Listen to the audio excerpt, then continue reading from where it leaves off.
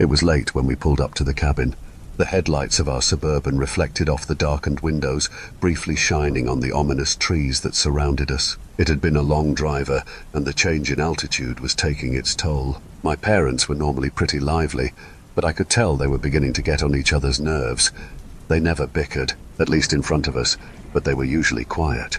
A slight drizzle started in the night sky, and we all jumped out of the SUV while grabbing our bags. Dad went straight for the cabin while we quickly made our way behind him. Inside, the new cabin was picture perfect, just like the AD said on Airbnb. It was more luxurious than rustic, but we preferred it that way. Normally, we would have stayed at the family cabin on my mum's side, but the forest fires over the summer had finally taken their toll. We were disappointed, but it was only a matter of time, and we knew that however this didn't help with our adjusting to the new place we were renting. Paintings of landscapes and majestic animals lined the walls, making this almost obnoxious, but that was probably me just being overcritical. The week at the cabin was always a treat everyone looked forward to. It was one of the few things that my family did religiously every year, aside from maybe church on Christmas. My brother and I scoured the cabin for our rooms. I ended up taking the loft, which sat in the nook of the A-frame that looked down into the rest of the cabin. Updated carpet as well as logged-styled furniture filled the room. In the corner was a dated TV with one of those VCRs built in, but nothing else around it. The walls were designed like logs. The roof angled somewhat sharply, and facing out the rear was a large window. I was able to look out and see the forest that seemed to engulf us. The moon was playing its part in adding a slightly eerie vibe, casting shadows amidst its pale light. I laid my stuff on the bed and glanced out, taking in the breathtaking sight. I turned to put my stuff away and noticed a small door outlined on the log-styled wall. It had a small brass knob that barely stuck out and blended in almost perfectly had it not been for the obnoxious lock that kept it closed. The lock looked old. The opening on it appeared worn, and the key must have been equally large and awkward. Everything in this cabin seemed new or at least updated aside from the TV in the corner, so it was strange to see something so out of place. I put my things away, paid the random small door no mind. Not much later, my mother called us from the living room, and we all slowly gathered from our separate areas. I don't know about you guys, but I am very hungry. Does anyone want to come with me to get food to bring back here? She asked. Seeing how this cabin didn't have Wi-Fi and we were virtually off the grid, I volunteered. My brother and Dad were either too tired or not hungry enough to care, so we made it a girls' trip back into town. So, how do you like the cabin so far? Mum asked as we got buckled in the SUV. I mean, I like our old cabin, but this one is slightly nicer. It's newer, but I wish it had Wi-Fi or at least a real TV, I said, trying not to complain. Yeah, the old cabin was nice. It was much closer, but we got a screaming deal on this one. It's probably because it's in the middle of nowhere, but I guess that's the point. We drove out of the woods and back onto the road leading us into Gavin County. The radio softly played some kind of country music, and Mum went over the plans for the week, most of which were things not taking place at the actual cabin itself. We drove on the empty road, occasionally passing another vehicle, undoubtedly another poor family being forced to spend time together, I thought. The thing I liked about the old cabin was that there were other cabins nearby, some of which we were even friends, but out here, out in the middle of the woods, I felt so incredibly isolated. We drove down to town, where the half-dozen lights of whatever businesses that were still opened glowed faintly. I feel like most small towns seem to have a Chinese place, which unfortunately this one didn't. But like every small town, it did have a gas station, a pawn shop, and an outdated post office, all of which were closed. There was one diner, however, that still seemed to be open. It had a few cars parked out front, which we ended up pulling into, considering we had no other options in town. The diner almost seemed to have a 70s style to it, but that probably wasn't on purpose. We walked inside, and low commotion could be heard in the fairly empty diner. An older gentleman standing behind the counter gave a brief smile and nodded to a booth. "Hope y'all are hungry," he said. "Indeed we are," Mum replied. We sat down and ordered. The man we assumed to be our waiter didn't write anything down, just nodded after each thing. "He'll get that ready for ye, right quick," he said, ducking back into the kitchen. We were both tired and worst of all hungry. A moment of appreciated silence fell between us. I could tell my mum was thinking of something to say to start a conversation, but the man returned too quickly with our food. "Y'all are from out of state?" he asked while placing our orders in front of us. My mum was taken aback. Oh no, is it that obvious? It's not obvious, he smiled. I saw your plates when you pulled in. So what brings you here? My mum laughed. Yeah, we are just getting away from it all. Our family cabin burnt down last summer, so we decided to try something different. That's too bad, he said. The man turned to leave before my mum awkwardly asked, Any fun hikes here in town? Trying to make the best of our situation. The man walked back over to our table while scratching his chin. Fun hikes? Huh? Well, we don't do a lot of hiking around here. Isn't safe unless you're packing a firearm of some kind. Lots of bears and other things lurking around. This is more of a place you just drive through. He paused. We do have the Horseshoe Museum, though, which I don't recommend. He chuckled. Sorry, not much going on here. My mum's attempt to cheer me up failed miserably. Dang, I'm sure we will find something, Mum replied. I hope you find it before it finds you, the man said before dipping away to the kitchen. Why are old people so creepy? I whispered. Oh, he was just having fun with us tourists. Plus, that's how old people talk. We ate our meal and the man came by once or twice to fill our drinks. Both times he was silent, just smiled. We paid our bill and walked out to the SUV. The drive back to the cabin was no less eerie than the first time. The dark trees lined both sides of the road, begging the question what else lurked inside. We made it back to the cabin around midnight. Time had gotten away from us. My dad and brother had gone to bed, but I could still hear noise coming from Eric's room. He was probably playing on his Switch or something. I went upstairs to the loft and got ready for bed. The loft was nice, but there weren't any blinds on the large window. It wasn't so much an issue because who would have seen me, but it was weird, being able to look out into the vast woods, unsure of what was looking back. The next morning I woke to the warm sun slowly rising through the trees. It was earlier than what time I would have normally gotten up, but the light slowly creeping in made it impossible to go back to bed. I went downstairs to the kitchen to find my brother already awake. He was just sitting in the living room playing more on his Switch. Is anyone else up? I asked, still whipping the sleep from my eyes. He glanced up briefly. Doesn't look like it, he said before returning to his game. Good call, bro, I said, working my way over to the fridge. At the old family cabin, we normally kept the fridge stocked, but at this one it had slipped our minds to bring food. The fridge was empty. I wasn't starving, but I would need to get food soon. It'll just wait for Mum and Dad to get up, I thought. In the meantime, I racked my brain on what to do. I went back upstairs and got dressed for a hike. I wasn't an outdoorsy girl by any means, but I did love a good walk. The sun and all its glory was peering in stronger now. I went downstairs and outside. The morning air was brisk but fresh with the smell of damp leaves. The cabin's exterior was neatly landscaped. A stone path led around to the back, which I slowly went on as I stretched. Around back was more of the same. Stones were placed neatly guiding me to the woods, undoubtedly leading me to a trail. I followed the stone path out into the woods, and the neatly placed stones eventually stopped at a basic dirt path, one much less cared for. A quick 20-minute walk couldn't hurt.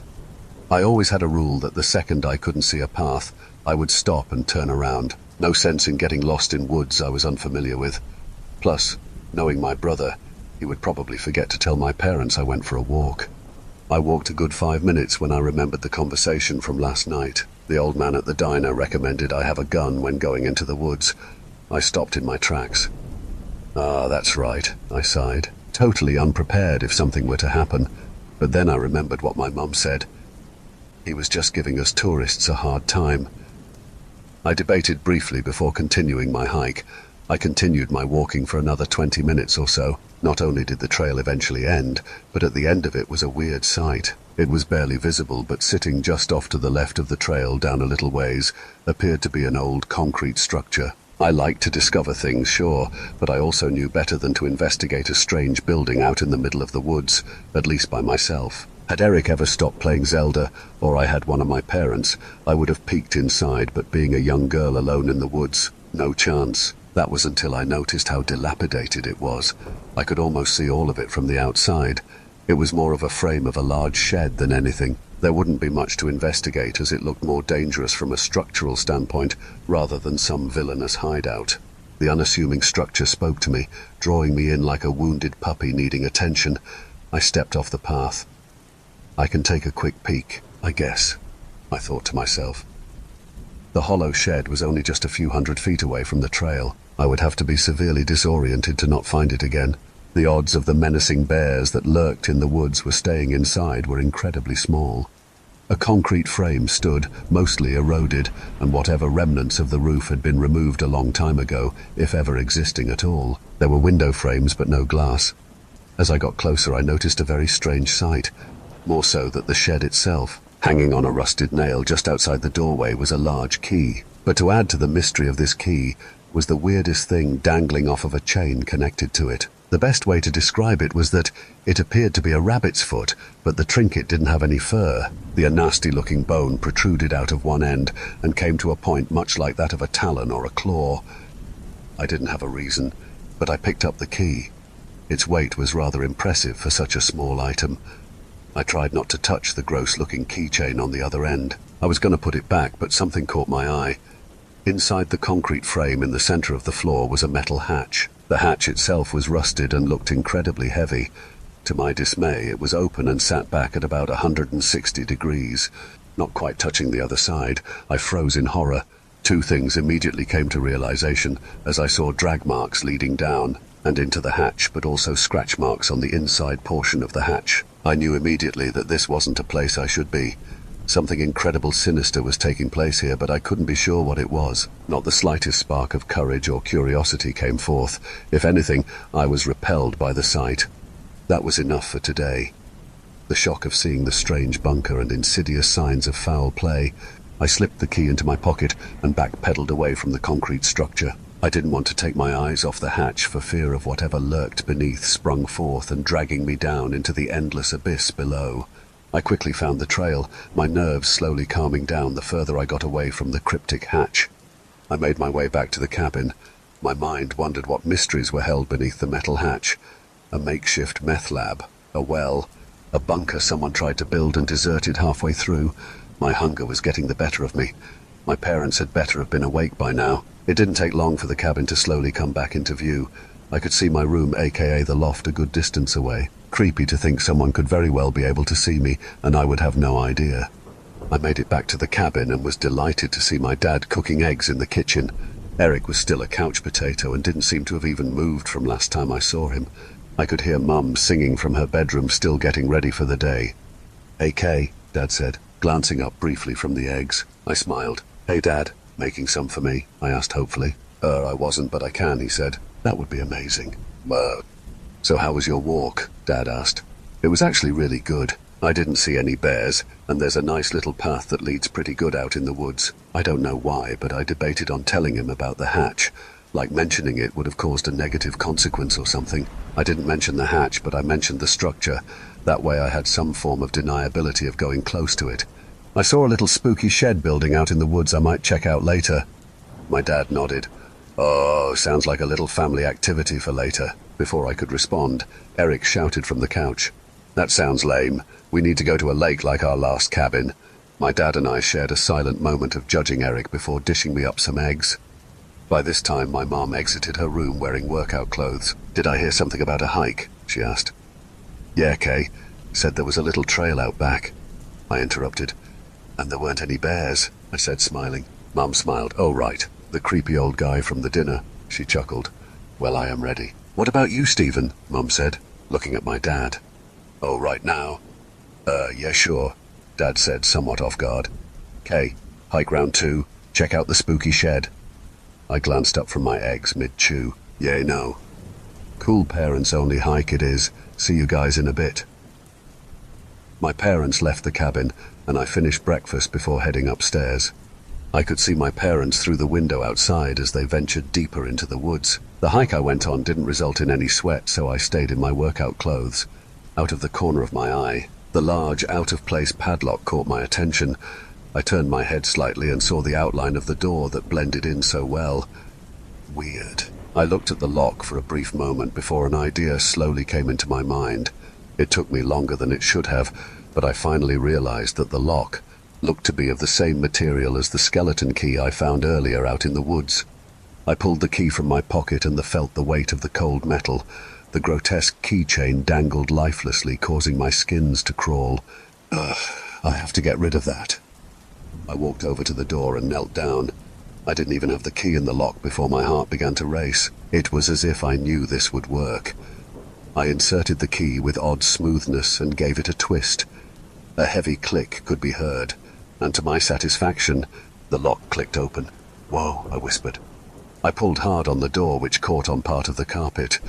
It was clear that whoever renovated this place didn't plan on anyone opening this door. I pulled harder, pushing my foot against the wall for more leverage, but the door only opened a few inches. Damn! The hard part of finding the key was done.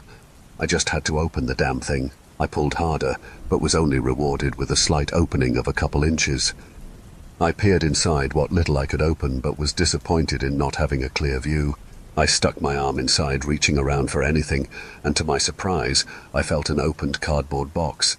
It was heavy, but I pulled it towards the door. I couldn't pull the box through the door, but once I pulled it closer, I was able to reach inside. I started pulling random objects out of the box and through the small door. To my surprise, I started pulling videotapes that were old and had written labels on them. Some of the labels had titles or dates, much like any home movie a family would have made. All of the titles seemed inconspicuous, like Family Vacation 1 or Grandma and Grandpa Visit. I fished around more and ended up finding about 9 tapes in total. The tapes that had the dates told me these must have been filmed decades ago, sometime in the early 80s. Seeing how I was bored out of my mind, I picked up the tapes and took them over to the old TV that sat in the corner of the loft. I was fully expecting to be disappointed in that the TV was probably not going to work, but when I pressed the power button, the TV gave off a loud buzz as the screen slowly began to illuminate. I inserted the tape that was titled Family Vacation 1 into the TV as the screen continued to warm up, but the tape was halfway through the film and needed to be rewind. I got distracted and was content with watching where the tape was at. On the screen was a clearly dated timeline, which seemed to take place in a small town.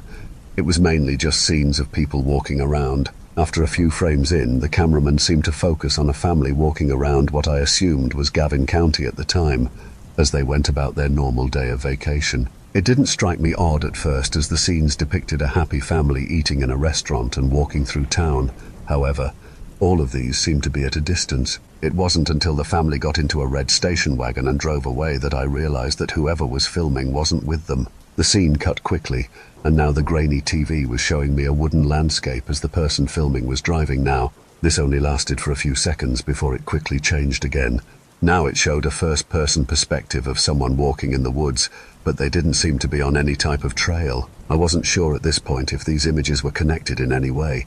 They just seemed random. That was until the last scene of the tape finally showed a cabin a good ways off, one much more dated and older than this one. However, I noticed something that made me uncomfortable.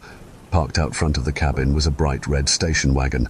One I assumed was the same one the family had gotten into earlier. The tape ended, and a black screen filled the TV before automatically rewinding itself. I put in a second tape that was only titled with a date. This one had been rewind, unlike the first. This one took place in a city. It was nighttime. Skyscrapers could be seen illuminated, and a handful of pedestrians went about their own way. The scenes in this video didn't last very long, as they only lasted for a few seconds, most of which were just empty buildings or parking garages. Some scenes had either a person or two, but it was clear that they didn't know they were being filmed. This tape only seemed to last no longer than 5 minutes, but that's all it was. Just eerie scenes of people unaware they were being watched in empty locations. I grabbed a third tape, this one titled My First Friend. I inserted the tape, and an image of an old house appeared on the screen. The house seemed run down, sitting out in an unkempt field of some kind. It was bright out. Again, the perspective was first person. So far in all of these tapes, I didn't get to see who was filming. This tape was one continuous shot. The person slowly approached the home, which was clear that it was abandoned. The front door had been boarded up. The scene slowly showed us walking around the house, filming in windows and peering inside. We turned the corner to come into the backyard and see that the back door is wide open. The person filming slowly approaches, and we can see on the brick steps a dark stain leading through the doorway. I began to get uneasy. We see the camera get close to the stain, but we are not able to make anything out of it. It then goes back to the first person, and we are led inside. Despite the home being abandoned, there is still furniture and appliances inside. However, it is completely destroyed and clear that someone or some type of animal had once made this their home. Trash and leaves were scattered about the home. The stain could still be seen in some shots, and crying began to be heard from inside. The cameraman finally follows the stain which leads to an open doorway. He pauses as the cries get louder. He then peers inside the doorway to see a set of stairs leading down into a dark basement. He takes a single step before the scene abruptly ends. What the hell were these tapes? I ejected the tape and set it with all the others. I made sure to lay them all out so I could see all of their labels. I saw a tape that was titled Family Vacation 2, which I assumed to be a continuation of the first tape. I hesitated. I wasn't sure what I was about to watch.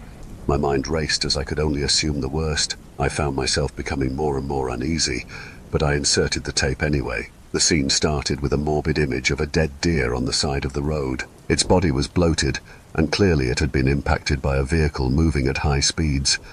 A stick could be seen briefly, poking at its dead body before the scene changed. It was more driving, but it was dark out. I could barely make out the silhouette of trees in the dim headlight of the cameraman's car. He pulled over on the side of the road and the scene ended. The screen went black, but I could hear sounds of something being dragged through the woods. This was the first time I heard the cameraman speak. He swore softly as he grunted while doing something laborious off-screen. A light could be seen as the scene changed. We were outside of a cabin from earlier, but not terribly far away. The light inside reveals the family from earlier, but enjoying their evening, oblivious that this person was filming outside. They seemed to be laughing or talking as we sat quietly in the darkness. This went on for a while as we just sat still and watched. Finally, the lights from inside go off and the dragging sound continues. We hear something being dragged onto what sounded like wooden boards before the scene changes abruptly. It's morning time and we see the front of the cabin. We are behind the red station wagon and see the dead deer from earlier on the porch laying in front of the door before the tape ends. It had seemed that each tape I put in, it got more and more disturbing, more unsettling. I grabbed another tape, but I could only imagine the worst. It was titled Dinner with Friend. This tape was at the end of the recording, so I had to rewind to the beginning. This took a few moments as the screen was blue, slowly blinking, rewind, as a whirring sound could be heard within. I was fixated on the screen, completely obsessed with this stash of nostalgic, morbid tapes. The screen immediately displayed an image of a woman gagged and bloodied. She was staring directly in front of the camera, sobbing. She was in some kind of dark room with a very dull flashlight shined right on her face. "Oh my gosh," I whispered, putting my hand over my mouth. The camera slowly steps away, revealing her leg was chained to a concrete wall. "I want you to meet my friend," a soft masculine voice said from behind the camera. "Maybe we can all be friends." The camera then turned and pointed to the other side of the room, revealing a large, unfinished basement, but one you wouldn't find in a house, more like some kind of abandoned building. Several concrete pillars stood, and the man shined his light in between, as if he was expecting something to come out of the darkness. You couldn't see the other end of the basement, but I was beginning to fear that the cameraman was the least of this poor woman's problems. You could hear the chain behind the cameraman move slightly, the woman's soft sobs continuing. "Richard," the man cooed, as if trying to coax out a pet from underneath a couch gently. The man began to chuckle. "I don't know if that's his real name, but I like to think that's what he'd like to be called. He doesn't like to talk." The light continued to scan in the dark, before resting on a pale figure that could be seen briefly poking its head out from behind the pillar. The figure was at a distance, and the viewer was not able to get a good look, plus camera quality was incredibly poor. Just pixels of what I assumed to be something terrible. The woman, despite being gagged, began to scream terrified, muffled cries. She clearly didn't like what she saw. The man began to backpedal, clearly worried. "There he is," he whispered. "There's Richard. You get to meet him." The woman continued to scream, while tried to follow the cameraman, who was clearly distancing himself before the chain had reached its end. The man filming continued to back up, leaving the woman in between himself and the pale figure lurking in the darkness. The frame then held still as the woman pulled on the chain frantically. The beam of the flashlight would occasionally shine on her, and then behind her, as I expected to see something come from the darkness. To my absolute horror, I saw why the woman was so frantic. Slowly approaching from the darkness appeared to be something tall. It was hard to make out details at first, since the lens was not focused on him. I could tell by the pale outline that whatever this thing was not wearing any clothes, and it most certainly wasn't human. The creature slowly came into view, revealing a horrifying face, skin pulled tight over sharp and ragged bones. Eyes sunk deep into its head, and teeth seemed to spill out of its mouth as it appeared to be smiling. Long arms reached forwards, grabbing hold of the chain with clawed hands, and began to slowly pull the woman towards him. The woman tried to pull back, but it was useless. "Shh," the man hushed. "Don't scare him. It will only make it worse." This only made the woman panic more. The woman slowly got pulled away, and I hoped to God that the tape would end like the others. But it didn't. The creature grabbed hold of the woman's arm and pulled it effortlessly off of her body. Blood spewed violently as the creature dropped her and began to take large bites of the removed limb. But it then did something that shocked me. Something even more than this horrible nightmare that came to life before me. It then held out the limb to the woman as she flailed on the ground in pain and stared at her. It extended its hand towards her face and sliced off the gag and held her flesh towards her face. "Eat it," the man whispered. "He wants to share with you." The cameraman then slowly inched forward as he tried to get a good shot of what was happening when the scene ended. I tried to mentally digest what I just saw. I couldn't believe it. I had easily just witnessed the worst thing I had ever seen. Why the hell were these tapes here, and who made them? I got up and removed myself from the tapes and went downstairs. I had to tell my parents. I had to tell them what I found and turn these tapes into the police. Eric had made his way over to the kitchen and was eating a snack, his Switch charging next to him. "Where's Mum and Dad?" I asked, somewhat on edge. He glanced in my direction but didn't look at me. "Good question. Still on that hike, I guess." I checked the time. I had easily just watched an hour of who knows what. There's no way that they were still on that trail. Maybe they found another trail or went into town without telling us, I thought. I checked outside and the SUV was still parked out front. I then remembered the hatch. I just prayed that they didn't do anything stupid, that they had enough common sense to leave the mysterious hatch alone, but things weren't adding up. I waited for them for another hour, but they never showed up. It was now late in the afternoon. It was going to get dark soon. I took the keys to the SUV and made my way over to the front door. "Eric, you should probably come with me. I'm gonna head into town and, get ice cream. You wanna come?" I had to lie. I knew if I told him the truth he wouldn't believe me or just wouldn't listen. "Ice cream? Yeah, but shouldn't we wait for Mum and Dad?" I paused. No, you wouldn't let us go if they knew." He had a smile on his face and I knew he was in. We went outside and got into the SUV and took off back into town. It took us longer than I remembered, but we rolled in around 4 p.m. To my surprise, despite finally having cellular data again, the town didn't have a police station. I called 911 and got an operator on the line, but when she asked me for the address, I completely blanked. "The address? There's no address. It's just some cabin off the road heading into Gavin County," I said. The woman on the other line wasn't helpful. "Well, what's the emergency you would like to report?" A slight hint of sass in her voice. "My parents have been missing all morning. I don't know what to do." The woman paused before responding. "Well, let me see what I can do." I kept the woman on the line and we drove back to the cabin, still on hold as we waited for a response. Eric was upset about the ice cream, but I told him he'll make it up to him. I parked outside of the cabin and told him to wait here and talk to the operator if she ever got back on the line. I knew what I had to do. I had to look for them myself. I went into the cabin and found a large steak knife in the kitchen and a flashlight under the sink. For good measure, I went back upstairs and grabbed the key and put it in my pocket. I went out the back door of the cabin and headed on the trail that led deep into the woods. The trail was less pleasant than earlier, my mind still swarming with thought of what I had witnessed on that old TV. I just hoped that my parents gotten lost or something incredibly harmless happened, but it was so unlike them to just run off like this. I approached the end of the trail and peered down to the structure where the hatch was. I walked down slowly, unsure of what I was about to do.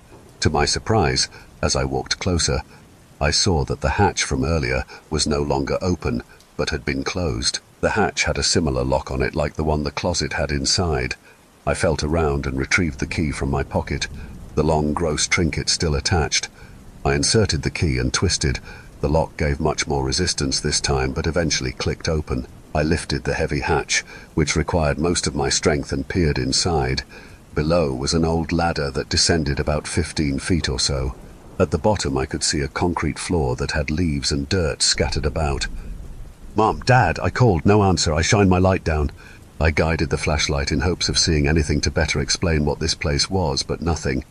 "This is so stupid," I whispered as I lowered myself down the hatch and onto the ladder. Once at the bottom of the ladder, a smell of mold mixed with something foul and offensive struck my nose. It was overwhelming. It took me a moment to catch my breath and focus at the task at hand. Once at the bottom of the ladder, I saw that I was now in a much bigger room than what I initially thought I was going to be in. Cement floors and walls extended in the other direction, making me unsure of what lurked beyond in the dark. I shuffled slowly in, stepping further and further away from the light that came in from the opened hatch. My heart was already racing when I heard a sound that made me regret everything. The sounds of tearing and breaking of bones could be heard not too far off into the darkness. I stopped and turned off my light, in fear that I just made myself known to whatever was down here. Before I could turn, a hand grabbed my mouth and pulled me away. I swung the knife hard behind me in the direction of the hand, but I missed. I tried to scream, but the hand muffled my mouth. I got ready to stab when I heard the whisper of a familiar voice. "Kay, you have to be quiet," my mum said in a hushed and worried tone. She slowly released me and I calmed down. I felt a mixture of emotions, but aside from the overwhelming dread, I was relieved. I had found my mother, and she was still alive. My mind was now putting together what was going on slowly when she spoke. "We need to leave. We aren't alone down here." My blood ran cold. "Where's Dad?" I asked frantically. My mother paused. "Something took him. It took him into the darkness a while ago, and it has been making that sound for a while now. I don't think he is coming back, sweetie." I had so many questions. I was so confused. Why were they even down here? What took him? My mother got up and held my hand. "Thanks for opening the hatch," she whispered. By this time the light outside had gone. We needed the flashlight to find the ladder. I turned on the light and shined it behind us when my mum whispered, "Wait." I panicked. I turned the light off, unsure of what to do. The ominous sounds from the darkness had stopped. A brief moment of silence hung in the odorous air. Whatever was down here with us was trying to listen, trying to locate us. I felt myself bolting backwards as my mother began to pull me to the ladder. Cries erupted behind us, sending waves of terror through my body. We didn't have to go far, but we both had to climb, and quickly. My mother went first, but quickly went up, and I followed impatiently. I could hear it coming for us. My mother cleared the ladder and reached down to pull me up. "Oh my gosh!" she cried as she could see it behind me. I climbed like my life depended on it. Mum reached down and lifted me up. I grabbed the hatch and slammed it down, but something obstructed it. I felt resistance pushing against it as I pushed down hard on the heavy hatch. A pale hand clawed at us, trying to grab hold of us to drag us down. My mother and I put all our weight on the heavy metal, knowing if we failed, we were both dead.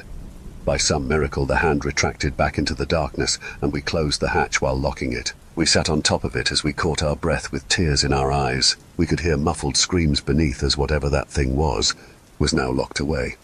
It was night time now. Our long walk back to the cabin was one of sadness and relief.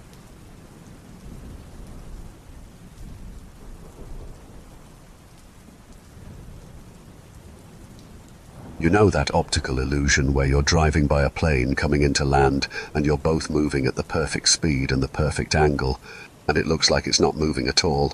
I've seen this dozens of times, and it never bothered me until it destroyed my life. I'm a pretty regular person, at least professionally. I show up for work at 6:58 a.m. every day and leave right at 4 o'clock. So when I noticed a 737 doing the not moving illusion 2 days in a row, I didn't think anything of it. Nothing beyond, hey, I saw a plane there yesterday. The third day I figured it just must be the same flight. The 2:30 in from Chicago or something. It quickly became a fixture on my drive home, a little joke I had with myself. "There's the magic plane again." After a week or so, I had a day where I worked late. Nothing too bad, 15 extra minutes or so to finish up a project. When I drove back home, there it was, in the same spot, doing its same illusion. This confused me more than anything. I didn't think the world was ending, but the chance that the plane happened to be 15 minutes late on the same day I was seemed pretty much impossible. I thought that maybe it was a different flight, but the plane looked like the same model, same airline, and I don't think two planes would land so close to each other on the same runway, right? The next day I got curious, so instead of taking a little overtime, I decided to leave 15 minutes early and break even on the week. When I took the curve onto the highway, there it was. The same plane 15 or so minutes early this time. If the flight being delayed the same day I was is almost impossible. The same flight being 15 minutes early, the same time I was, is definitely impossible. It really shook me, and I didn't think about much else when I got home, or at work the next day. I decided to run a little test. I felt on the verge of crazy, and even my test felt a little silly at the time. When I got off work, instead of heading straight home, I found a parking lot near the airport, an Arby's. I parked and found my magic plane in the sky, expecting it to just fly by because I was at a different angle. I figured the optical illusion would break if I wasn't driving. I was wrong, because it wasn't an illusion. The plane stayed there. Minute after agonizing minute, it just hung in the air, refusing to move. I stayed there for a half an hour, every second begging the plane to move. I tried to convince myself it had a crazy headwind. I even tried to convince myself it might be some new experimental commercial aircraft that could hover. I mean, as wild as that sounds, it seems more probable than a plane just stopping. I stayed until I saw one plane land and another take off. That's what finally convinced me I wasn't going to see anything change. Thank God it was a Friday. I couldn't imagine going to work the day after that. I barely made it home. It was like driving after learning my dad died, just so full of emotion that basic function was hard. When I did get home, I didn't do much. I just showered and tried to go to sleep. I guess eventually my brain just got tired of running the same few explanations and gave up. I felt better in the morning. I managed to sleep off the shakes of the previous night and put together a decent breakfast for myself, trying to fill the gap of a skipped dinner. I contemplated going to the doctor, but I could only imagine the incredulous look on her face as she shipped me off to a shrink. I was always scared of doctors anyway. I ended up spending that weekend holed up, just watching movies and YouTube. I realized that I was gravitating towards things with movement, finding them more comforting than anything else. The next few work days went by with very little of note. It might be more crazy than the plane itself, how fast I adapted to it being there. I just kinda didn't look up. I knew it would be there, but I somehow managed to convince myself the whole situation was fine. As long as I didn't look at it, I didn't have to think about it too hard. Over that week at work, my headspace slowly started to fill back up with the normal drudge any office-type worker thinks about. PTO, deadlines, the works. I asked a couple of my co-workers about the plane at the start of the week, indirectly of course, asking if they know the illusion I was talking about, and only got confused looks and segues to other topics. I left it alone after that, and by the end of the week, I only thought about the plane when I was passing it on the highway. Again, crazy how quickly it became normal. I think that's why it shook me so hard when I saw a tree off the highway that refused to move. There was a breeze. I know there was a breeze. All the trees around this one were moving, just a gentle back and forth of their branches. This one was stuck. I guess it's possible the trees around it were blocking the wind, but it was more than just not moving. It was stuck, like pausing a movie. Even when something isn't moving, it has some sort of life to it, some imperceptible sense of change. This tree didn't have that. I took off work and went to the doctor the next day, yelling at myself for normalizing the plane so quickly. I should have gone the second I stopped and confirmed it was frozen in air. Like I said, doctors scare me. I don't like being poked and prodded just for the doctor to tell me I'm actually fine and not to worry. I figured it was time to get over that, though considering at this point I was genuinely scared I was losing it. I have some health problems that run in my family. My dad died of some heart thing they never really got to the bottom of, and his dad before that. I didn't think some genetic heart issues would translate to going insane, but I'd be willing to go with just about any theory that made a semblance of sense. The doctor told me exactly what I expected to hear. Physically, I was fine. I could tell she wanted to just ship me off to a shrink, but I insisted the problem had to be more material. I did do a psych evaluation, but that turned up nothing besides the obvious. Sure, I was acting strange, but that all related back to the stuck things, easily explained by stress. Nothing to imply why I was seeing them in the first place. After squabbling over a brain scan for what felt like hours, the doctor relented, warning me that insurance would most likely not cover it. I told her I didn't care and would pay out of pocket if I had to. I never want to do an MRI again. I think I'd rather let my brain rot if fixing it meant going back in that donut of hell. If you don't know, an MRI machine is loud, like can't hear your own thoughts loud. Weird rhythmic thunking and clanging noises just driving into your head. I won't embarrass myself by trying to type out the sounds, but trust me, they're awful. I was in there for 30 seconds of my 20-minute scan before waves of panic washed over me. made worse by the pads and tape that were immobilizing my head. I didn't think I was claustrophobic when I went in there, but I sure as hell do now. The worst part of it was that the MRI showed us nothing. I guess it showed us something by showing us nothing. The scan came up clean. There was no tumor, no shadow, nothing. So either things really are getting stuck, or I'm just going crazy. I went home. I put up all my PTO, told work I had a family emergency and got on the road. Pulled an 8-hour drive in one go. I nearly ran out of gas, but I really didn't want to stop. The more I moved, the less chance I saw something stuck. I still saw them, though. I counted 3 on the drive. A sign on a chain-link fence, a bush next to a stop sign, and a section of a wheat field, all frozen. I wonder how many I missed. I have to assume there's more I just never saw. I felt better after a few days at home. A nostalgic sense of normalcy was exactly what my head needed.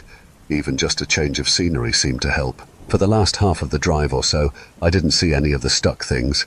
Either my brain just started to calm down on the way back home, or the stuck things were somehow localized. I don't know which one I was hoping for, but I didn't really care. The stuck things felt far away, and that brought me some peace. My mom wasn't totally sure what was going on, but she was happy to have me home. I hinted at what was going on with the stuck things, but dropped it when I could tell she wouldn't understand. I ended up just telling her work had been stressful and I needed a reset, which seemed to satisfy her. 3 days into my impromptu vacation, I felt good enough to go out.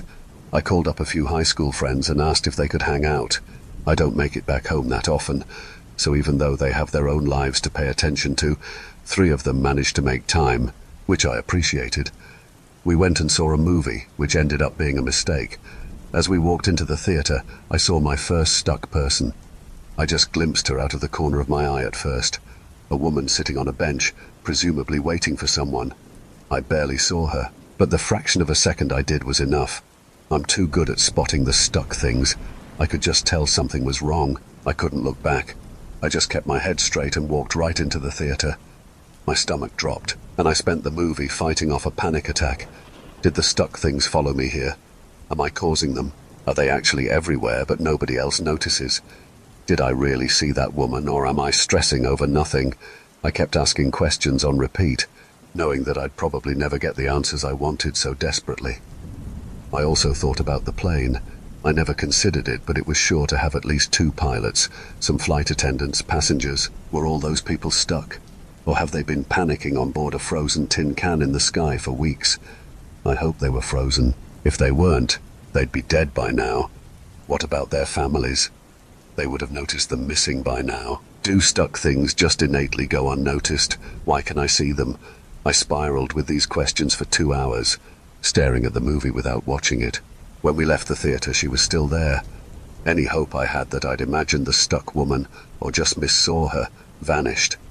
There she was, frozen in place, lifeless, people milling around her without a care in the word, not noticing the crack in reality sitting on the bench inches away from them. I ditched my friends. I don't even remember what I told them, some excuse about my stomach hurting or something. We had plans to get dinner after the movie, but there was no way I could act normal for another hour. I broke down when I got to my car. I didn't dare drive for a while. The adrenaline and panic would have made me crash. I stayed there for almost an hour, thinking and trying not to think about everything. Objects getting stuck was horrifying on its own, but people... My head spun. Eventually I made it home and beelined past my mom, promising to fill her in on the movie in the morning. I think the only reason I was able to fall asleep was because my brain couldn't stay awake. I don't even remember going to bed. I just remember waking up. I wish I hadn't. It was nice for a few seconds when I woke up.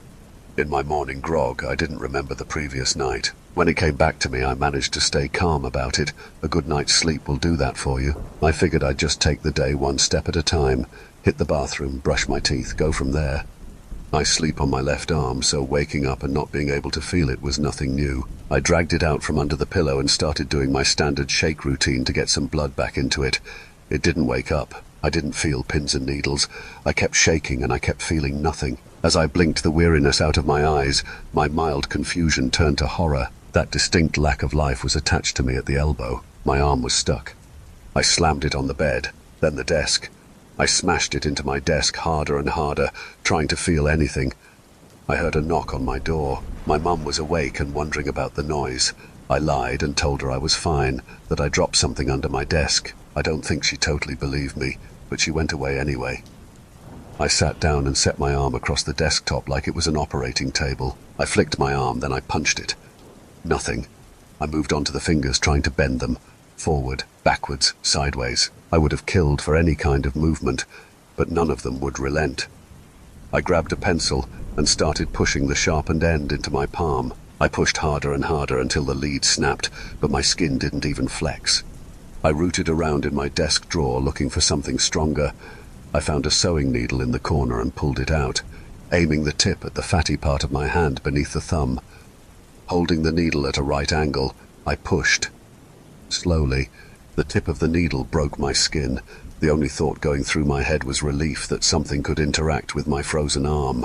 I pushed harder, and the needle went deeper into my hand. I don't know what I was hoping for, but it felt like if I could do this, my arm wasn't quite lost. I kept pushing, an inch and a half. Finally, the needle started to press against my skin from the other side. I guess I managed to miss the bone of my thumb. The needle started to feel warm. I could feel something. I figured that meant I was doing something right. The spot where the needle pushed against the skin got bigger as it stretched up, looking like a tiny tent on the back of my hand. Eventually, I ran out of needle, with just the eye of it sticking out of my palm. I pushed on it, but all that did was dig into the fingers on my free hand with no progress. The needle felt like it was burning at this point, and I welcomed the pain. If I could feel anything, I wasn't truly stuck. I picked my arm up with my right hand and slammed it on the desk, aiming for the eye of the needle to hit first. It worked. The tip of the needle burst through the tent of skin on the back of my hand, and feeling rushed through my arm, pain mostly. The tiny holes the needle was lodged in began slowly bleeding. I started to cry, equally from pain and relief. My mum started knocking on my door again, having heard the final slam on the desk. I told her I was fine, and begged her to just give me a few minutes. I'd come out and explain everything. She hesitantly agreed, and I heard her walk off. I dug out a multi-tool from my desk and unfolded the pliers. The eye of the needle was buried in my thumb, so I had to grab it by the tip, dragging the slightly wider eye all the way through the flesh of my hand. Once it was out, I examined my hand, flexing the fingers and turning it over. It looked fine enough, minus the 2 pinpricks of blood on the front and back. The pain was awful but manageable. I could wiggle my thumb a little, but didn't because it hurt too much. I somehow managed to miss something critical, thank God. I found my mum sitting at the kitchen island. She noticed the blood dripping off my hand and started to dote on me, filling the silence with questions. I told her everything. The plane, the tree, the woman, and my arm. I didn't have the creativity or will to lie to her. Maybe I should have. She looks at me a little different now. There's always a shadow of pity and concern in her eyes.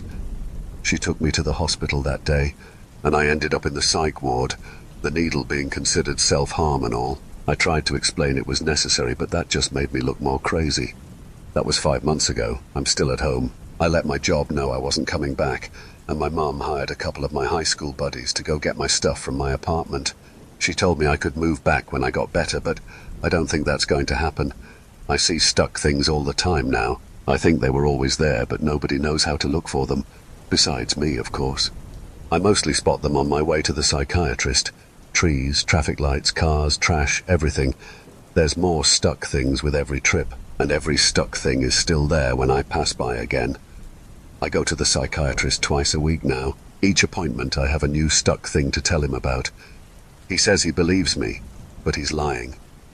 That's okay. I lie to him when I say I haven't needed to use the needles again.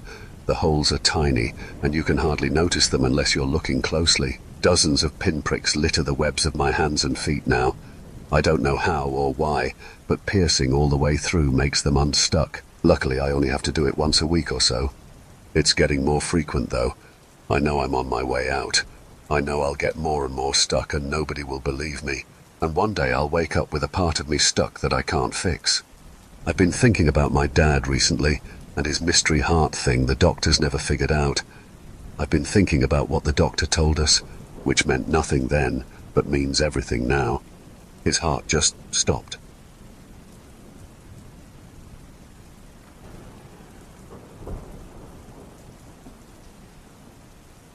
First off, my name is Oliver Wyatt, and ever since I was a little kid, I always wanted to be a police officer. I got an intense amount of pride out of the idea of upholding the law and being someone of authority.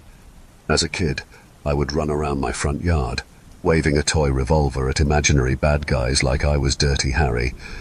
That might sound like a tremendous cliché, and it probably is, but it's my life. So, after high school, I picked up a minimum wage job until I was old enough to sign up for the police academy. Looking back, I wish I'd stayed at that greasy burger place 15 minutes from my house. After 22 weeks of not exactly intensive training, I graduated and finally achieved my dream. Dad couldn't have been more proud, and Mom couldn't have been more terrified. I tried to console her, but even I was sweating a little. I will admit that years of anticipation began to climax in fear. Fear that all my ambition would get me as bullets flying in my direction, only to see myself on the evening news, all of my dreams blowing up in my face. I have to say, though, that the first few weeks were more boring than I expected, even disappointing to some degree. Driving around dealing with car accidents, domestic abuse calls, and busybodies welding cell phones like weapons. None of it scratched the itch for justice that I was looking for. I wanted some action, some shit that you might see on numerous daytime TV cop shows. I was so naive. If I had any sense, I would have listened to Carter. Carter Halpert was my old partner. He was an older man with a massive white moustache that would have put Nietzsche to shame. He had straight grey hair that was cut just above his shoulder and piercing green eyes that seemed to suck the truth out of any situation. All that, and his thick Georgia accent that made him feel like the grandfather everyone wanted in their youth. The man genuinely carried himself like an Old West sheriff, something that became quite clear whenever he scolded me for my action-hungry attitude, or whenever he scolded anyone for that matter. He always told me that I should consider myself lucky that I hadn't seen something truly messed up, and maybe never would if I played my cards right. I knew he was right. Even back then I knew that he was right. But I always wanted more action. I wanted to feel like I was doing a service. At first, this seemed like it was finally going to be one of those calls. Someone apparently heard gunshots at an apartment complex out in the middle of nowhere. It was called Paramount Apartments. I knew the address was odd. It was way out of town, seemingly right next to the highway. A more fitting place for a chain hotel, not an apartment complex. Who the fuck is living next to the highway in the middle of nowhere? I asked Carter, perhaps a bit more vulgar than I should have been. I remember that Carter made a face, a piercing scowl that I hadn't seen on him before, as he stared off into the distance. I wanted to ask him what he was thinking, but before I could say anything, he grabbed his radio. 10-4, squad car en route. Just like that, Carter made a few quick adjustments, and we were off with our lights and sirens blaring. I was almost positive it was some old woman calling about a kid's video game being too loud or something like that, but I had hoped it would be something interesting. We drove for about 12 minutes before we came to the next exit. I can't remember any exit signs, but then GPS just made us peel off at an exit that seemed to come out of nowhere. The road turned off seemingly into the forest. It was a more drastic turn than I had expected. I braced myself like a child expecting a crash, but Carter took the turn like a seasoned stunt driver. He seemed to chuckle at my sudden panic, only to focus back on the road as we disappeared into the forest. The road came to a sudden fork in the road at a flashing red light, a stoplight that illuminated two roads going in opposite directions. Recalculating. The GPS sounded. I turned to look at the GPS and I wanted to say something. I knew the GPS shouldn't have needed to reboot. Did we make a wrong turn somewhere?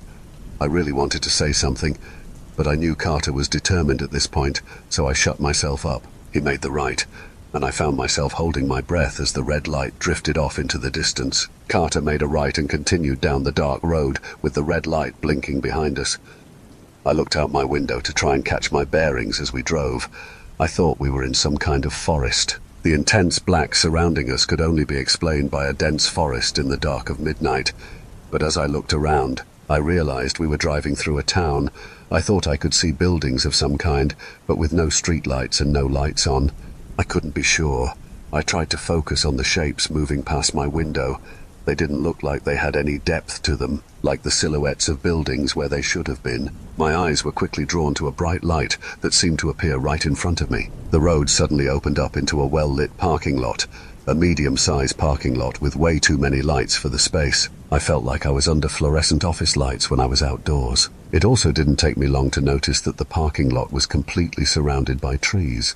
I could have sworn that the parking lot was surrounded by other buildings, but they seemed to lose their shape when we got out of the car. A well-lit apartment building with at least 15 floors sat at one end of the parking lot. I was confused as to how the two of us hadn't seen the building sooner. Sitting behind the tacky water feature was a sign that read, Paramount Apartments. Bah. Be alert. Something is wrong. I nodded as Carter parked the squad car. I was at least happy he was just as weirded out as me. When Carter and I pulled up to the building, there was a man in his mid-40s standing out front. He was dressed in a pair of cargo shorts, a pink polo, white sneakers, and Oakley sunglasses worn backwards. The man looked like some HOA asshole going through a midlife crisis. It was like all my worst fears were confirmed at once. This was some middle-aged, entitled prick complaining about children, or something else he happened to mistake for gunshots. In any other situation, the man wouldn't have raised any suspicion, and he certainly didn't beyond my first thought. But now I find myself looking for anything, any clue that could have let me know what was going to happen next. Oh, thank God, he said with seemingly genuine concern on his face. I heard gunshots in apartment 307. I think someone might be hurt. Carter and I glanced at each other before looking at the man skeptically. Do you live here, sir? Carter asked, realizing we still had no idea who this guy was or what his business was here. My name is Matt Miller, and I am the building manager. I have been getting complaints about this room for a few months now. They seem like good folks, a nice family. They pay the rent on time, but a couple times a week, I get a complaint about fighting and screaming coming from that room. Then when I go to check on them, it always seems to be over and everyone is all smiles. I've never actually heard the fighting for myself and no one ever seemed to be hurt, he explained as Carter raised his eyebrow. Please take us to the apartment, sir, Carter said calmly. The man nodded and led us inside. He pushed a few buttons on a keypad. The door system let out a loud screech, and he let us inside through a dirty and somewhat bare lobby. I couldn't help but think the room was absurdly small, with no chairs for anyone to sit in. One side of the room had an elevator.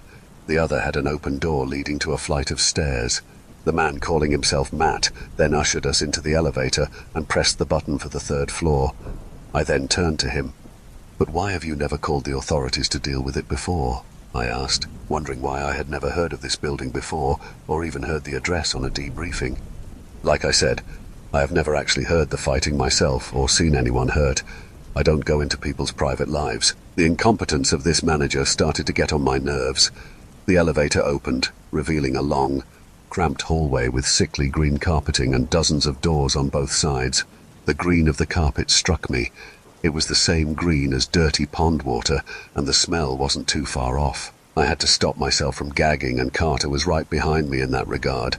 Many of the lights were flickering or were out altogether. The lights bathed the whole hallway in a piercing light, the color of movie theater popcorn butter. I couldn't help but notice dead insects inside the bulbs, but then I noticed some were alive.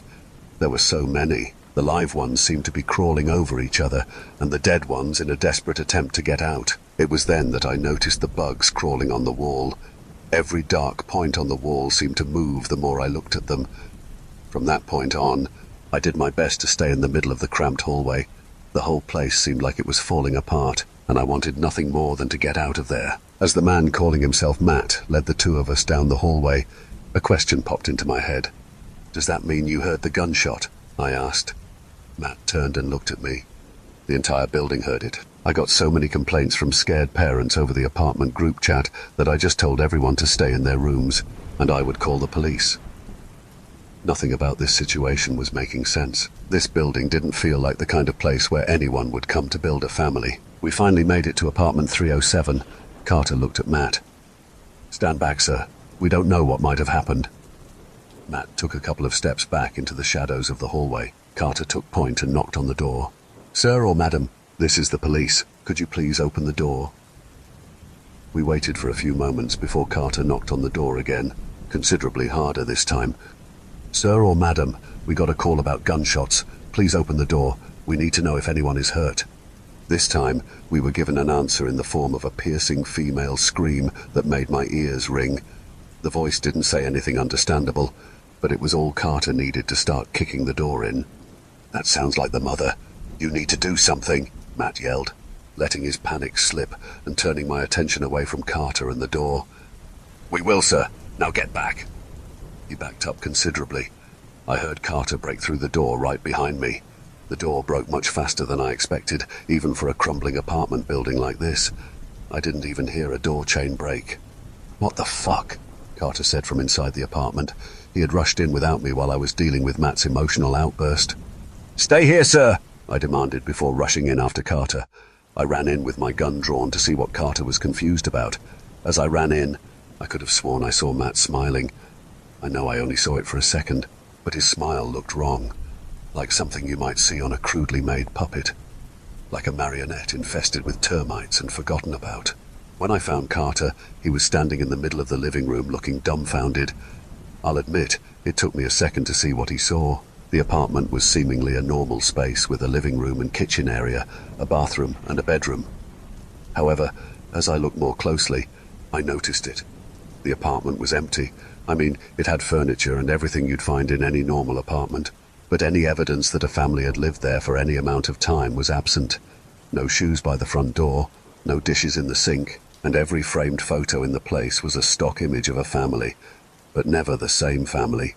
Even the smell of the place seemed neutral. Not one smell stood out as a dominant smell in the room.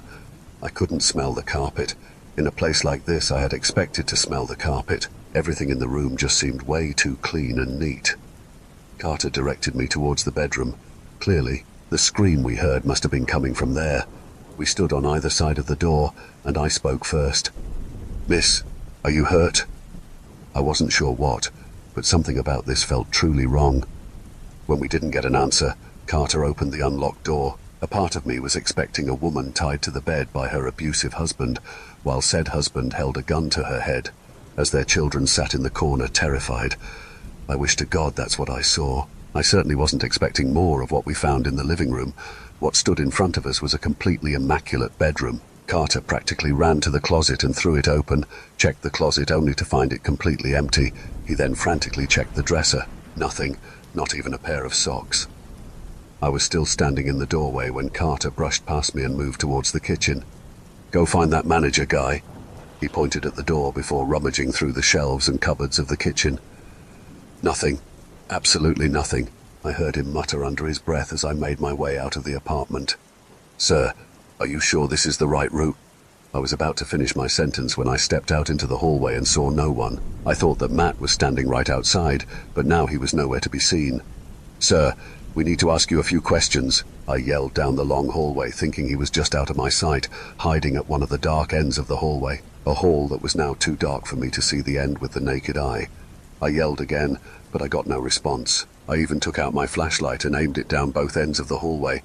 I quietly wondered if the hallway had always been this dark. Sure, it was dingy before, but now I couldn't see to the end of the hall without my flashlight. There was just nothing there. I went back in to tell Carter, and I found him with his hands on his hips, looking both confused and royally pissed off. "Well, where is he?" Carter yelled, clearly exasperated. I didn't know what to tell him, so I just told him the truth. "He's gone." Carter looked at me as if I grew two heads. "What do you mean he's gone?" he questioned, walking past me, presumably to check the hallway himself, only to return a few moments later. He came back just as quickly. "Did you tell him he could leave?" I shook my head. "Well, there is nobody here. There isn't even any evidence of someone being here. So either that guy took us to the wrong room, or he's playing us both for fools. But we both heard that scream." I confirmed, mostly for myself. A sudden spark of realization formed in Carter's eye. "The bathroom!" He cursed our collective stupidity. We rushed towards the bathroom and I swung open the door. The first thing that hit us was the smell, the sudden stench of rot, decay, and death traveled at top speed through the apartment, assaulting our nostrils. It was so pungent I wondered how neither of us smelled this mess sooner. After the two of us finished gagging, we collected ourselves as best we could. I reached into the room, looking for a light switch, and was immediately met with a malformed, spongy substance that I immediately recoiled from. When I looked at my hand, a black soapy liquid had covered my fingers where I touched the wall. Carter and I looked at my hand in disbelief, before Carter took out his flashlight and pointed it into the bathroom. Every surface in that room was covered in a thick black substance, a black substance that seemed to pulse, weave, twitch, like the muscles of a rotting animal fighting to stay alive. At first glance, I thought it must have been mold, but it didn't seem to cover the walls. It looked like it was one with the walls, almost like it was pushing itself out from the walls, like it was always just below the surface, distorting the walls and floors into new shapes before pushing free, like giant termite mounds made out of black, moldy muscle. My training would tell me to investigate further. However, neither of us needed to step foot in the room, because in plain view was the body of an older woman decaying in the bathtub. We need to call someone. I had never seen a dead body in person before, and despite the fact I knew who to call, the name escaped me in my panic. Carter pulled out his radio and immediately spoke into it. I can't recall what he said.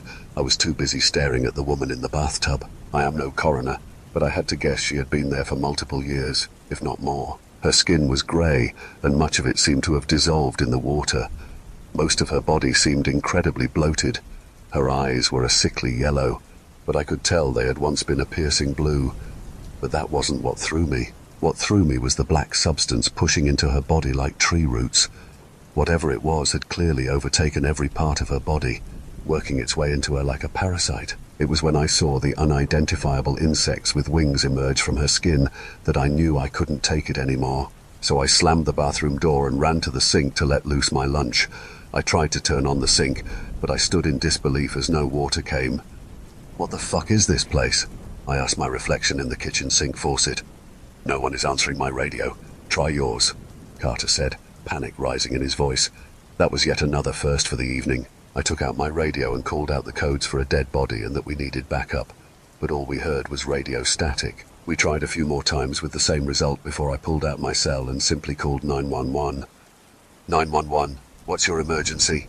A female voice came over the speaker. I was relieved. We were finally going to get some help. "This is Officer Wyatt and Officer Halpert. We need backup at Paramount Apartments immediately. There is a dead body on the scene." The line was silent for a good few seconds before the woman spoke again. "I'm sorry. Can you not handle this, Officer Wyatt?" The woman spoke in a blunt and mocking tone. I could have sworn I misheard her, so I turned up my volume and put her on speaker. "Excuse me, could you repeat that?" I asked. "You're going to be a great story for Mummy on the evening news, aren't you, Oliver?"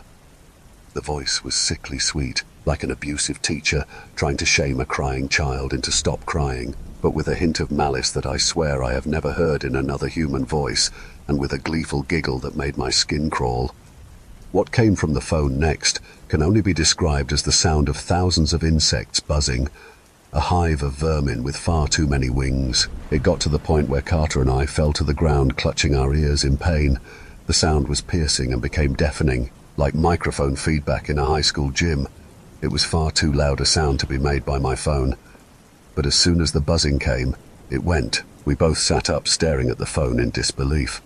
The call was still going and I jumped to hang up, managing to do so before the voice spoke again. I checked my phone, desperate to call anyone that might be able to help us, but my touchscreen seemed unresponsive. It started to call 911 once more before Carter took it out of my hand and smashed it against the wall. He pulled me up and forced me to look him in the eye. "Oliver, listen. No one is coming. We are on our own here. We will deal with her later. What the hell?" He pointed towards the bathroom. I couldn't believe what I was seeing. The mold was spreading from underneath the bathroom into the living room and toward the two of us, creeping across the floor like vines in the jungle, while the buzz of hundreds of thousands of bugs roared behind the door. The two of us ran out of the room and down the hallway towards the way we thought the elevator was. As we ran, it felt like the building was decaying around us. The black substance seemed to bubble out of the floor like magma from a volcano, making the green carpet spongy and soggy, pushing itself out as if it was always just underneath the surface. The walls seemed to be growing thick, black tendrils that desperately reached out to us. But when we reached the end of the hallway, we found nothing but a cement wall. Carter and I stood in disbelief. I knew we came from this direction, but the wall stood there as plain as day. "This is the direction that guy brought us, right?" Carter asked as he touched the wall, which twitched at his touch. He pulled back quickly and shook it as if he had touched something putrid. "I know it is." I turned and looked in disbelief as I saw the black substance was easily cornering us like an apex predator. covering every surface of the hallway and making sure there was no surface we could touch. But it was when I saw the rotting feminine figure exit the apartment, walking through the doorway and turning towards us like a marionette on a string, that I finally let myself scream. The only thing I could think to do was start knocking on all the other apartments, the doors that weren't covered with the mouldy substance anyway. Surely someone must actually live here. I tried every door I could, but my knocking only caused the doors to twitch with seeming delight. Carter apparently got tired of my knocking and proceeded to kick one of the doors down. To our surprise, it seemed to be in the same condition as the other apartment, except this one had people in it. A small elderly couple was sitting on the couch when we entered the room. The old man quickly got up to meet us. "Is there some kind of problem, officers?" he said in a concerned tone. "Is there a fire escape?" Carter asked, with a kind of panic I didn't think I would ever hear in his voice. The old woman pointed towards the window while standing. "There is one over here. Why? Is there an emergency we should know about?" she asked in a concerned yet sweet tone. Carter and I looked at each other before I ran back to the hallway to check the mold. I was horrified to see the mold had completely consumed everything in the hallway. I turned my head violently to the left, only to come face to face with the decomposing woman from the bathtub. However, she wasn't really looking at me. Her eyes were still very, very dead. They seemed to gaze in opposite directions, neither of which were at me. It was then that I saw one of them clearly for the first time. One of the woman's eyes twitched before popping out entirely. The other eye quickly followed the first eye, as if she was a form of a hive. It looked like a moth and a spider had a baby, a malformed, twitchy thing that eyed me down with seemingly hundreds of eyes. But those eyes, I don't know how I know, but I know there was intelligence behind those eyes. The intelligence of a being who had just caught its prey, like it had caught so many others. You know how you can tell when something is smiling with its eyes? This thing was smiling at me. Then another came from her skin, like one of those exotic toads giving birth, and another, and another. I don't know how I know, but they were all smiling at me. Then I heard them. I heard them speak in the voice of my mum, in a place in my mind that was just behind my eyes. "Officer Oliver Wyatt. Why not doctor or lawyer?" I ran back inside the apartment and closed the door behind me. I hadn't realized it, but I was crying like a little boy whose mum didn't like his Mother's Day present. Then I realized I heard that in my mother's voice. Why had I heard that in my mother's voice? I had never heard her say those words before, but at that moment I could have sworn she had. Something she had said to my father while I was just out of earshot. "Just stay in your room and don't leave. Officer Wyatt and I will go and get help." I looked over to see Carter struggling to get the window open. I ran to join him, and as I did, I lost track of the old couple. Carter and I pulled at the window for a bit, but even though it was clearly unlocked, it refused to move. "Perhaps you two will stay for a cup of coffee and some cake." I turned to politely decline, but when I saw the old couple, I screamed. They had seemingly opened the door and let in the mold. The decaying woman just stood in the hall, as more of those bugs escaped her torso, and seemingly any orifice they could. The old woman had thick black tendrils coming from her mouth and her eyes. The tendrils connected to the tray of coffee and cake, which seemed to turn into pulsating masses before my eyes. The old man similarly had black tendrils going from his mouth and eyes to completely covering his body. I went back to pulling at the window while Carter pulled his gun on the old couple as they approached us. "Get back," he ordered.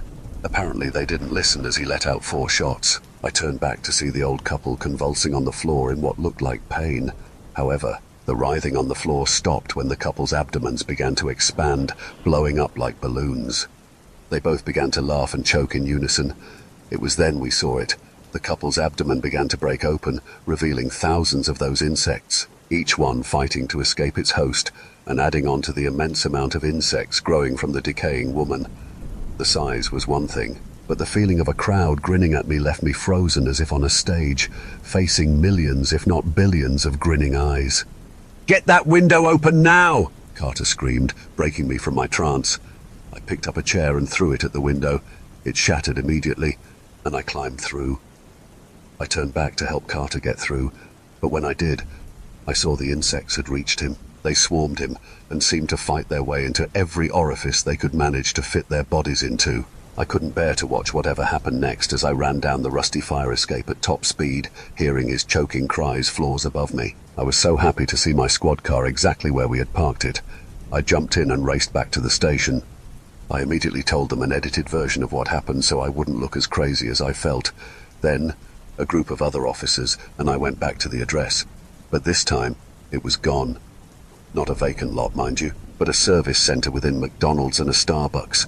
Turns out there never was a call from that address, at least not one that was recorded, or one that anyone could remember. There was no sign of Paramount Apartments, and no sign of Carter. To be honest, I can't even remember what Matt looked like, not beyond the Oakley sunglasses and the pink polo. I wasn't able to give them an eye colour, hair colour, or anything besides the fact that he was a man in his mid-40s.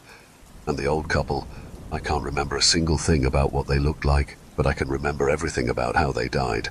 I didn't know what to tell Carter's wife and kids. Hell, I didn't know what to tell anyone. Internal Affairs had a field day with this, and after all of the psychological exams and interviews, I was canned. No one wanted to be the next Carter after that anyway. So now it is up to me to find a new lifelong dream. But as cruel as it might sound, I was happy trying to forget my time as an officer and be done with it. I was happy trying to forget about Carter, so why am I writing this? Because despite being done with whatever that was, I don't think it's done with me. I am writing this because a few hours ago I got a knock on the door. When I went to check, I found a brochure lying on the ground. I picked it up only to see it was a brochure for Paramount Apartments. Easy living, it said in big balloon lettering on the front page, along with a picture of the pristine apartment I had seen that day. Inside that apartment, waving toward me and wearing the biggest cartoon smile I've ever seen, was Carter, with thick black tendrils visible on his teeth and a dead puppet-like look in his eyes.